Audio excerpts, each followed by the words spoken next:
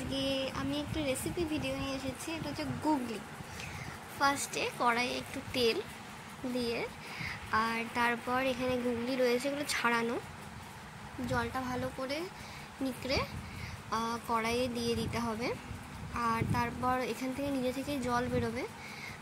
তো এটাকে ভালোভাবে নেড়ে চেড়ে একটু লবণ দিয়ে দিতে হবে, পরিমাণ মতো, অল্প সামান্য দিতে হবে, কারণ এর পরেও আবারও লবণ দেওয়া হবে।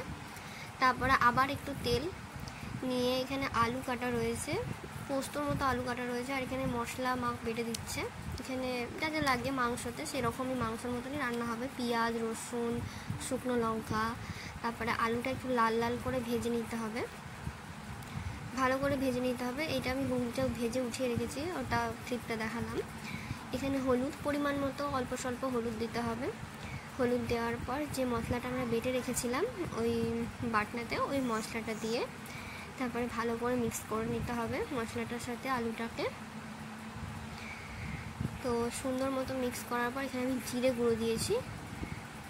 জিরে গুঁড়োটা দিয়ে তারপর আবার নাড়িয়ে নিতে হবে, কিছুক্ষণ নাড়ালেই হবে। ঢাকা দিয়ে রেখে দিয়েছিলাম কিছুক্ষণ, তারপর আবার জল দিলাম। জলটা দেওয়ার পর হালকা ফুটে যাওয়ার পর এরকম গাঢ় গাঢ় হয়ে আসবে। এরপর লবণ দিতে ভুলে গেছিলাম, তারপর লবণটা দিয়ে দিলাম।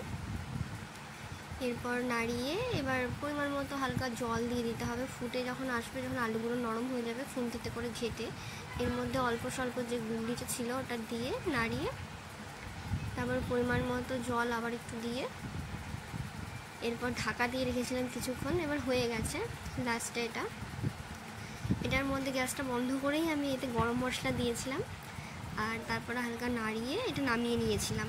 খুব